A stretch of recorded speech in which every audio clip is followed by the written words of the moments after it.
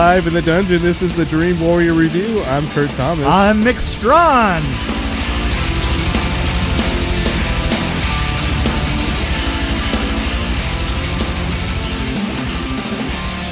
Thomas Edison. Yes, I mean, did this movie. He produced it. I guess I don't know if he directed it. Said he produced it. No. He didn't direct it. Okay. You have to understand that in the very beginning, and 1910 was actually pretty late for Edison films. Yeah. Because I think Edison films, they were all done late way before. Right? Yeah. Was it around the same time as the Lumiere brothers? Were they in 1888 or 98, or I don't remember what year it was? Well, the thing is, the Lumiere brothers, their career kind of went a lot longer, and they kind of more devolved into just supplying equipment and production facilities in Europe. The Lumieres were fascinating. I'm thinking of the early movies they did where they were just like capturing motion. The train and stuff, and all the rest of that. I mean, and the horse galloping and all the rest of that. Yeah. But the thing is Thomas Edison's stuff was incredibly boring, but it was cutting edge. But by 1910, you also had Georges Méliès or whatever. I don't know how you pronounce his name, but he was out there. Yeah. At the same time. Oh yeah, the moon, the shot in the moon. We had to lead up to. Well, obviously, I love Fritz Lang, but that's later on. Yeah, that's a little bit later. But anyway, no. So this was a very short film. It was like 15 minutes, I think. I think it was about 12 or something like that. Yeah, and it was we were probably looking at a bad copy too, because I think they found it in the 50s. I think. Yeah, it was just a. It was kind of rough. It's kind of rough, but you had to also realize the limitations of the camera and so forth, but Thomas Edison was, although he was the inventor of the camera, he just didn't develop it very far. Everybody else developed it further. You know, it's like by 1910 he was shooting that crap. You know, right? Which basically this film. Frankenstein 1910, it's just vignettes. Yeah. I mean, the set is always like kind of the same shape. Like, you know, the drawing room. They're using the same spot. And they're using the same, and everything is centered, and it's like the biggest effect in it is the mirror. Yeah. Oh, the mirror. Yeah. They put a mirror on the side.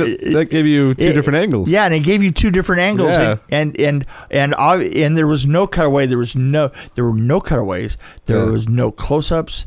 There was no speed, and literally the monster came and went by a curtain that was in different places in different sets. Well, I also read this that this was they made it an effort not to make it too gruesome, or too scary. Right. Oh, so they just did the psychological version of it, I guess. Yeah, that's why he was kind of doing weird things. He basically like he was hypnotizing him. Yeah, he looked like he was a really, really overweight. Kind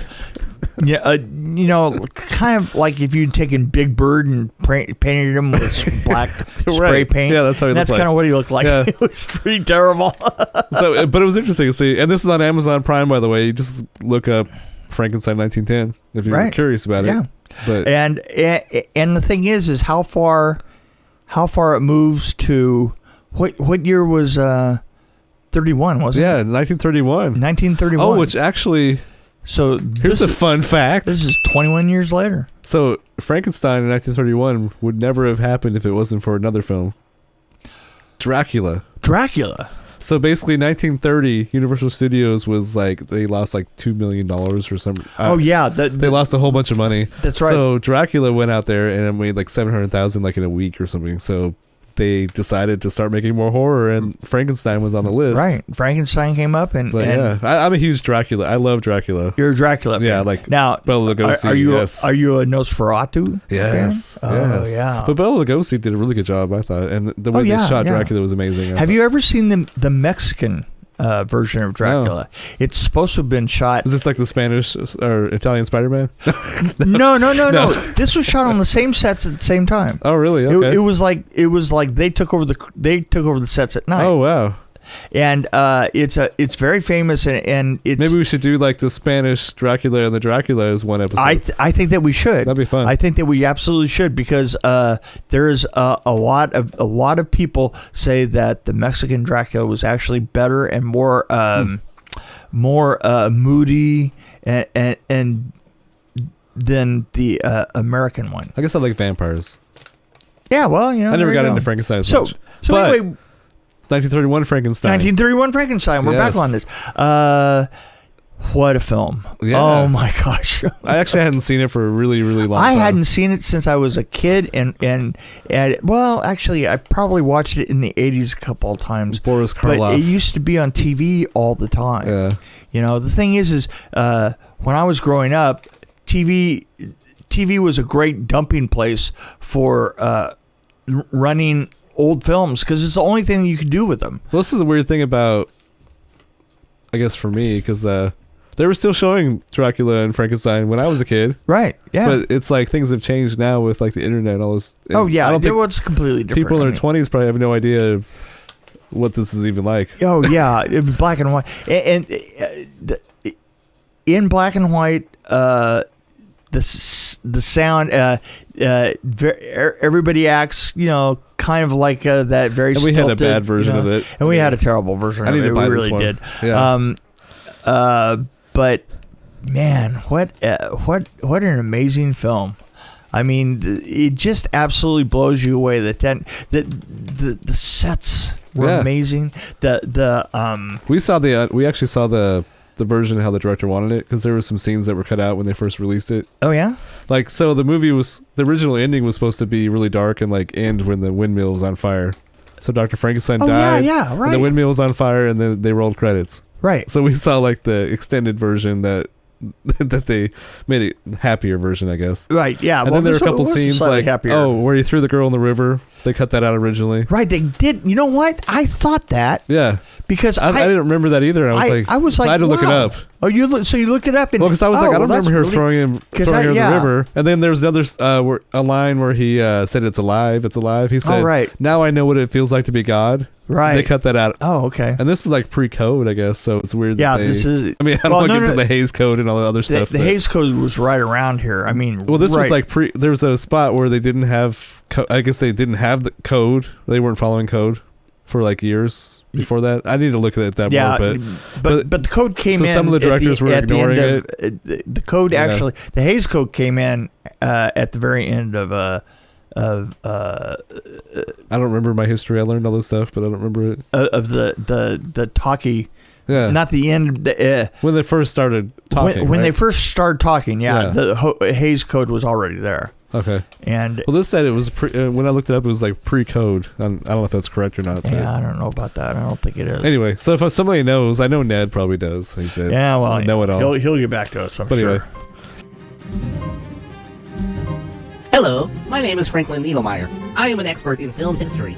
Pre-code Hollywood. We're going to talk about this today because Mick and Kurt are trying to discuss something that they aren't really sure about. Pre-code Hollywood was the time when they passed the Hays Code in 1930, and there was a time of about 4 years, 1930 to 1934, where they didn't have anybody or any sufficient body to implement the laws, the code. So between 1930 and 1934, there were a ton of movies that were made that at the time were very cutting edge, very, let's say risque, like people undressing and like a lot of violence and stuff. Oh my goodness gracious. This was a time when the studios really represented they were testing new ground. They were testing the limits. And, just being really frank and honest with their movies that came out at the time. The pre-code era saw the first great flowering of American horror film, which fed off the social turmoil and psychological traumas of the age, from mobs brandishing flaming torches in James Whale's Frankenstein at Universal to the Freudian psychological Jekyll and Hyde. Frankenstein was a film that was made pre-code, so there were a lot of scenes that were in it that were not necessarily allowed later on, if you know what I'm getting at. I hope to see you guys again. If you guys ever need my expertise, please feel free to put me in your episode. Thank you. So no, I thought that they didn't really use any actors that I recognized. I mean, Yeah, no, it wasn't. I mean, other than Bela Lugosi, of course, you know, the acting wasn't stellar to say the least, but the acting of the monster, was amazing. I mean, just you couldn't help but look at him, the way that he would lean when he moved, and like his, and you have to remember this is. All of the Frankensteins we've seen since, and all of the zombies that we've seen since, have a lot to. They owe a lot to those original movements that it came. You know, that dragging, that leaning forward and dragging that foot back, like the foot was dead, like the whole leg was dead skin that was just barely animated. You know, the pleading looks and the thrashing in anger. You know what surprised me is that, you know, when he would thrash around, it really looked horrible. You know. Also, there was another thing about this one. He woke up immediately in this. Once he came down, right? Yeah. And I think that it's hard to tell because they did that scene of the reanimation just slightly different in so many ways, right? In so many different versions of it. Well, you had a lot of sequels, like Bride of Frankenstein and Bride of Frankenstein. There's been a lot of sequels. Son of Frankenstein, brother-in-law of Frankenstein. You know. Then of course you have to think about the Robert De Niro one, which is totally different. That's more of a. What do you call that? I guess that would be more of a character one. Yeah. It's not really the same thing. And then you had comedy. Yeah. Young Frankenstein. Young Frankenstein. Peter Boyle. And then, no, before that, you had Frankenstein meets Abbott and Costello. Yes, Abbott and Costello. But the iconic movements, the way the story unfolds, it's just amazing, and the thing is it was built at a time. The sets were built at a time when there was an expressionistic flair that kind of came from some of the stuff that was going on in art at the time. The German expressionism was new, and it was like, and so you had Trip to the Moon was a good example. Yeah, well, but also like everything was at an angle and was flared and with all these flares that were made to keep you, you know, like the like to make that look larger than in life. Yeah, inside the castle. But not only, it's so that you never really felt comfortable in it. You know, you know that hallway shot with the door? Yeah. Looks a lot like our dungeon. Yeah, it does. You know what? When you think in your mind, when you're listening to us, you just think Except of the for hall. ours is a little smaller, and the ceiling's a lot lower. Yeah, exactly. Yeah, it's us. But you know what?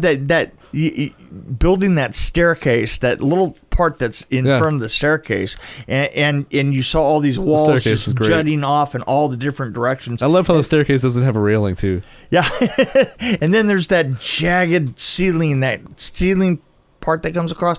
I love that sharp angles. Yeah, you know, the thing that I did notice is that the set pieces were there on the lot forever.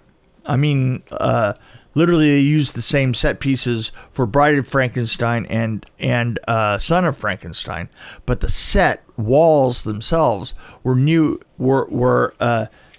not angled. And they were more straight up and down. In fact, this is something that I noticed in Young Frankenstein, is that there wasn't that pitch, that weird pitch on the walls, and it kind of detracted from the look to me. I mean, did you notice that? I don't know. Things changed really quickly in this. Like, it didn't take him long to turn it didn't take long for the monster to turn on him. Right. And then also he gave up on his dream pretty quickly. Like Dr. Really Frankenstein just kind of gave up. Like, okay. I love this woman. I'm going back to her. Yeah. And his total despair. Yes. The total despair thing was. I love the dummy though. The dummy being thrown. Oh yeah. Over the wind and hitting the windmill things. You know what I liked is that he was wearing his wedding jumpers. Yeah. You know. Right. thought, wow, man, I had not thought of I hadn't gone next level when I got married the second time to do marriage jumpers. He took a leaf. Yeah. Anyway, no, but yeah, this was and I love the classic for sure. And the windmill, and if you notice this, you notice that the lake was obviously on location. Yeah. Okay, but when we got to the end, obviously we had a location that we did the town in. Right. Yeah. And that was built on a location, probably built on a lot there somewhere. But then we moved back into the stage for all the end pieces. You could tell because the lighting was being really controlled. Yeah. And a lot of soft lighting on the women. Well, which they did back then, obviously. Soft light. But when you were outside, you noticed that the back, everything kind of went to a silhouette a lot, and they were trying to keep silhouettes going, to add that cutting edge to it. And then we see that windmill, and the windmill There's some good shots of shadows when the crowd's coming through the street. Oh yeah. Which actually Dracula uses a lot more shadows, I think. Actually, that's the thing in black and white. You're messing with shadows. The shadows are everything, and you have to remember this is that they shot this stuff, and a lot of that stuff was painted in black and white. Most of the makeup was done in black and white, but they didn't know what it looked like until it was developed. I mean, and that went that way straight through up until the 80s. Yeah. Actually to the 90s. And it's amazing how technically talented and how, you began, the DPs and the directors and it happens that you begin to get technically really close to things and knowing what things are going to look like. I always knew what a 35 millimeter, a 16 or a 70 millimeter lens would look like. I knew what the frames were going to be. I could ask the DP, well, what lens you're using here, and I would know how big I had to build the set and stuff like that. And it's funny how fast you get into that, and how little of that you need to know now. Right. Yeah. Because you just look in the camera and there it is. But I wanted to talk for a little bit about the relationship between young Frankenstein and Frankenstein. Well, yeah. Because this is a triple feature we're doing right here. This is. Yeah. Now, moving into young Frankenstein. 1974. I would say it's at least one of my top two Mel Brooks movies. Has always been one of my favorites. I saw it in the theater. I swore I almost died when I saw it in the theater, just trying to get my breath. So he's Gene Wilder is the American grandson of the infamous scientist, but he calls himself Frankenstein. He's struggling to prove that his grandfather was not as insane as people believe. And he's invited to Transylvania, where he takes a train to Transylvania and discovers that the process reanimates a dead body. So he tries it himself. And it's just such a stream of great jokes. Well, my favorite character, my favorite actor in this, hands down, is Marty Feldman. Marty Feldman was amazing. The thing that he did with the crutch, the little tiny crutch. And here's the great thing about it is if you look at Frankenstein, the crutch is there. The little tiny crutch. And they took it directly. It's the same exact size. Well, that was also when Aerosmith had that song, right? Walk This Way? What? I don't know. No, it was a little bit after that, but... So back in 1974, when Aerosmith was recording their Toys in the Attic album, they were stuck. So they decided to take a little break from working on the album. Steve, Joey, Tom Hamilton, Brad Whitford, and their producer, Jack Douglas, went down to Times Square to see Mel Brooks' Young Frankenstein, which was in the theaters. According to Joe Perry, he said he stayed behind because he'd already seen it. And when the guys returned, they were throwing lines back and forth from the film. They were laughing about Marty Feldman greeting Gene Wilder at the door at the castle and saying, "Walk this way," he says, limping, giving his stick to Wilder so he could walk that way too. While all this was going on, Jack stopped and said, "Hey, Walk This Way might be a great title for the song." We agreed, but we still needed lyrics. So basically, what I'm saying is, Walk This Way by Aerosmith would never have happened without young Frankenstein. Yeah, but the crutch was came from the original, and but the 1-2 punch of Marty Feldman and Terry Garr. Oh, Terry Garr. Just, and I didn't realize how hot she was in the 70s. Man, she was hot. Or oh God, you're forgetting about the other girl. Wait. Cloris Leachman? I was thinking Madeline Kahn. She was always great. Yeah, I mean, we just had a great cast. Gene Wilder. I mean, we named the big ones, but Peter Boyle, of course. Was a great monster. Peter Boyle, and what Peter Boyle did with his eyes was so hilarious. I like the part where he's like, what else floats? And he looked at the... Yeah, he looks up, he looks at the camera, looks out. and you know, the problem is it is a comedy. Yeah. So at least when he bounces or she bounces into the bed, yeah. That was great. Damn my eye. Too late. Oh, man. Oh, the hand routine. It's some of the hilarious stuff. The routine of the hand. Oh yeah. Gene Wilder with the hand and the inspector. Oh man, but the thing that amazed me is how many of these setups for the jokes and stuff came exactly from the film itself. What's more amazing is that I watched them pretty much back to back. So oh yeah, so did I. A day apart, but yeah, it was amazing because I noticed that myself. And then I was glad that Mel Brooks wasn't in this one too. Yeah, no, I agree. Because I think Gene Wilder talked him out of it. He would have to have an enormous Schwanzen. Woof, woof, woof. I didn't know this, but I found out that like they were trying to get them. The studio was trying to trick Mel Brooks into like shooting this in color. Oh, absolutely, boy! I gotta tell you, that just amazes me. If you want to bring everybody down on you at some point, just say that you need to shoot in black and white, and I've been through that before. Well, you can shoot black and white on color stock, right? Yeah, that's a. You know what? I wanted to pull up something that people don't get. That this is especially in modern days. There's something that we did all the time that we knew how to do that nobody ever does anymore. And I'm going to have to like give a hand off to Tassel Power because he's taught me this. They don't dust their cobwebs anymore. When you see cobwebs in this film, right? They're icky, but they're not clear and they're not shiny. Yeah. You know? It's because they dust them down. And that's what you're supposed to do with cobwebs so that on film you don't get that glossy kickback. Right. And the thing is it's just about 75% of the time now.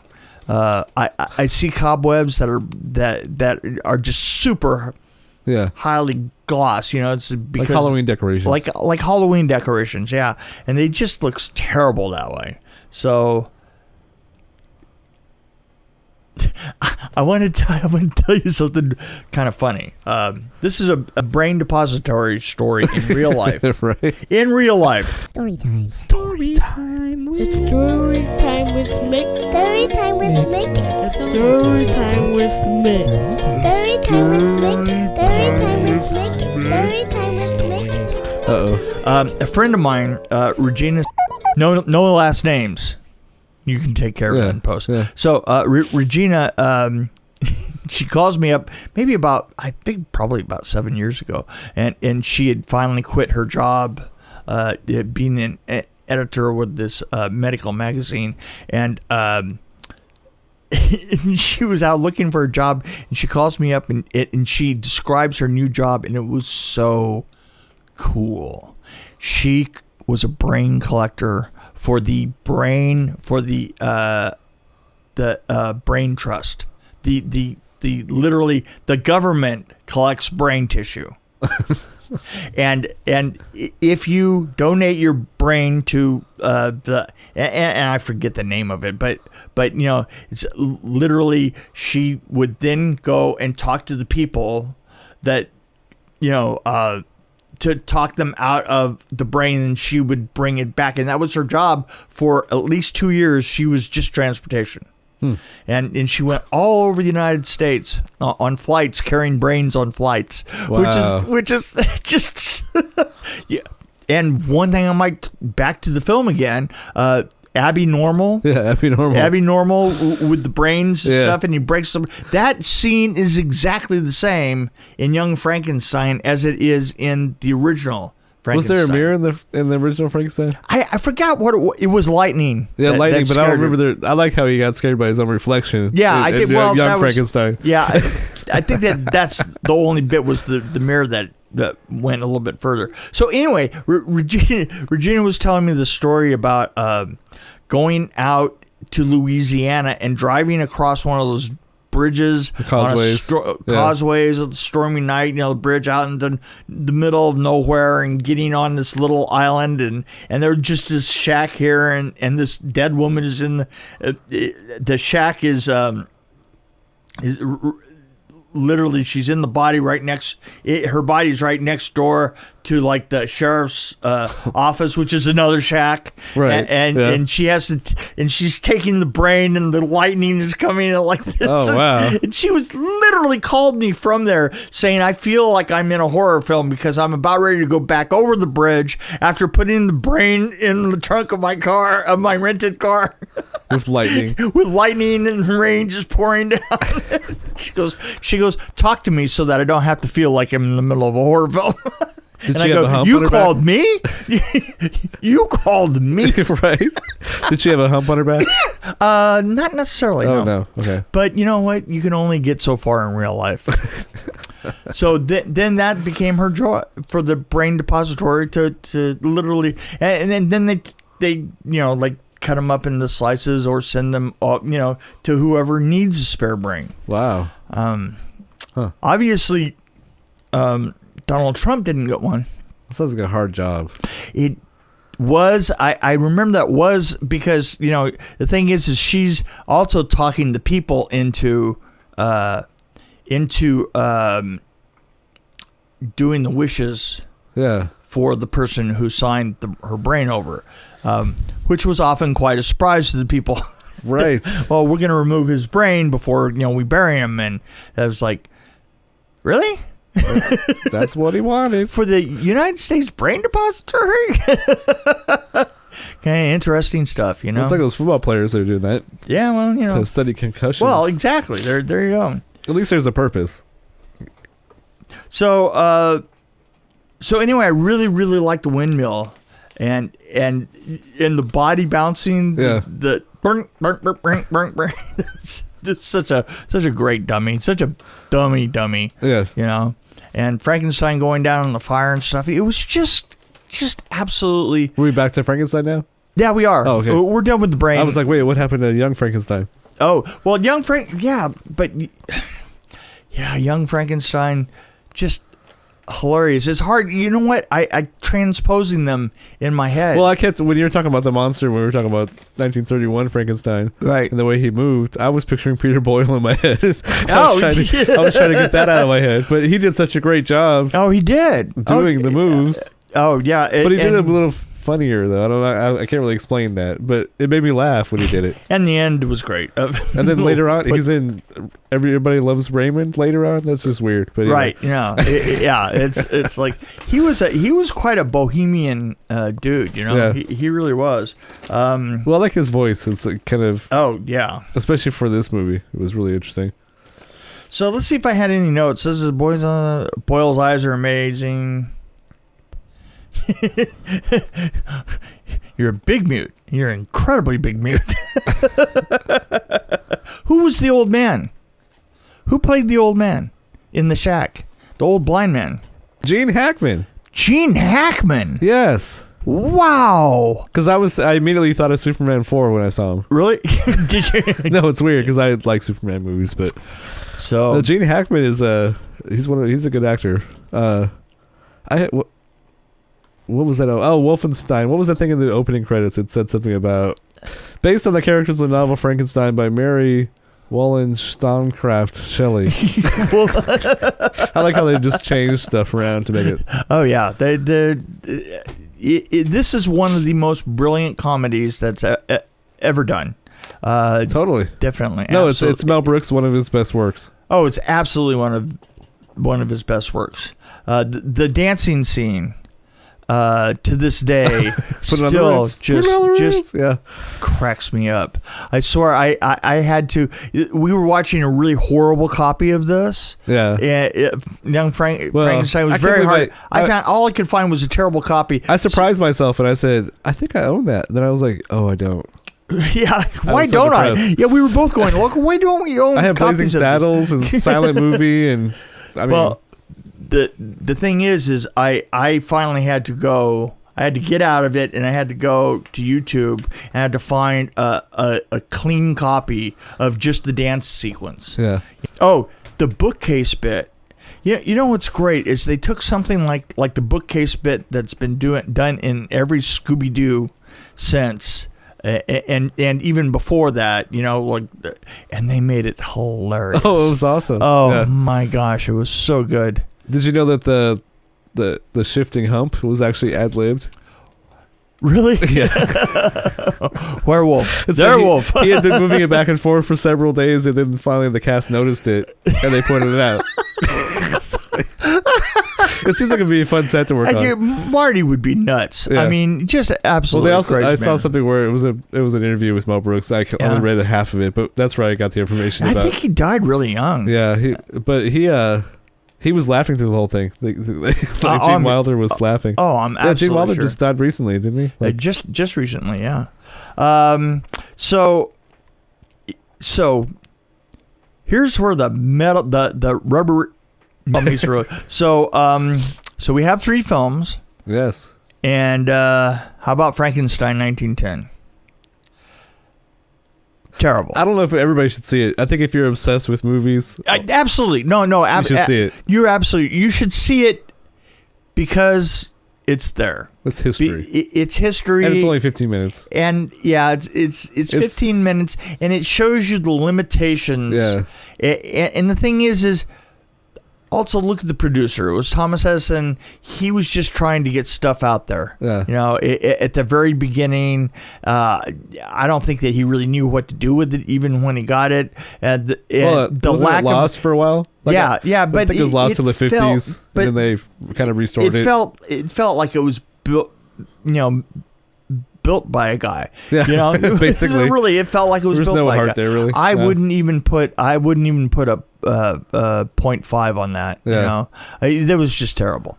But but then we get into Frankenstein. Yeah, 1931. And I have to say that 31 film is just a gem. There's no fat on the bone anywhere. It is absolutely perfection, frame by frame, and I have to really rate that high. I'm gonna say 4.5. Well, I had to adjust for I felt the story was rushed a little bit in certain areas. Well, yeah, it has to be. Yeah, it has to be. And then it was just kind of you have to adjust to the acting back in the day. Right. Yeah, because a little bit. Yeah, I have to take all that into account. So I'm actually about the same place. I'm about 4.5. I mean, just because I think it's classic. And now it's right up there with Dracula, except for I'd probably get Dracula a higher rating. Well, we're gonna have to do this for Dracula maybe next week. Yeah. Maybe I want to see a better copy of it though. Let's see if we can find. You know what? I knew for a long time there was DVDs out there that had Wolfman, Dracula, and Frankenstein on the same. And I think I had DVD. I had a VHS with all those on it. I think I did. I think I did too. I don't know. That was years ago. It was like literally in every resale Woolworths bin, and Walgreens bin, of the $1 films and the $2 films. Might be able to find it at Big Lots nowadays. I mean, I found Nightmare on Elm Street 3 for $3 at Big Lots. I looked at Big Lots. And that was depressing. I literally went to Big Isn't that sad? That is Nightmare on Elm Street 3 for $3. Unbelievable. So anyway, I moved it to the front though, so somebody would buy it. little orphan DVD. Yeah. Right. Somebody take me away. Somebody take me and give me a good home. Roar. I would have, but I already have it. So. Yeah, there you go. So, Young Frankenstein. Oh my God. Frankenstein. I'm in like the high fours, like 4.6. I would actually go. I was going to go higher than Frankenstein. I was going to say 4.7. It's my favorite comedy in the world. It just. I still like. I like Dr. Strangelove a little bit more than this one. Yeah, really. I never really got behind Strangelove myself. No, I never really went for his kind of cold filmmaking style. And if you ever want to see a good Mel Brooks movie that nobody really mentions, but I love, is Silent Movie. Silent Movie, yeah. That was a great one. I was going to say Silent Movie. Silent Movie are the producers, yeah. But that's one thing I mentioned to people that say they're Mel Brooks fans. They're like, I don't think I've seen Silent Movie. What's that? I've seen all of them. Yeah. I mean, until he got to the history of the world, it was like, yeah, pretty bad. History of the world was not bad, but what was the one that the more recent ones they did where he was, oh gosh, there's one that was like really bad. It was recent, like in the 90s. Life Stinks. Life Stinks. That was terrible. Yeah, Life Stinks was the one that I saw, and I was like, oh, I'm depressed. So there was a song that it was sung by. First, it was sung by. I don't know if I know the words to it though. You don't? No. That song. Not the other one. Oh, sweet mystery of life, at last I found you. Who sang that, by the way? I don't know. It was because it was beautiful. Oh, you mean originally? Yeah, like who sang it in the movie? Oh, in the movie. Was that Madeline Kahn? First time it was Madeline Kahn. The second time it was Terry Garr. And then I don't know if you caught this, but I've got to know if the scream. There was a scream. Where? And it sounded like the scream from Frankenstein 1931. So it wasn't Madeline Kahn screaming. You mean it's very, very... There's no way. Where the monster, like, came through the window. Oh, right. And grabbed her. There was a scream. Yeah. And it sounded like the Frankenstein 1931. You know what? That's... so I've got to know that. Or you could be starting a rumor. There you go. I think it was the same scream because I watched these within the same, like, 24-hour period. Gotcha. So it was in my head still. And I was like, that sounded like the same scream. So somebody figured that out for me because I'm too lazy. There you go. So, oh, sweet mystery of life, at last I found you. I can't bring myself to sing it with you, so I'm just admiring your voice.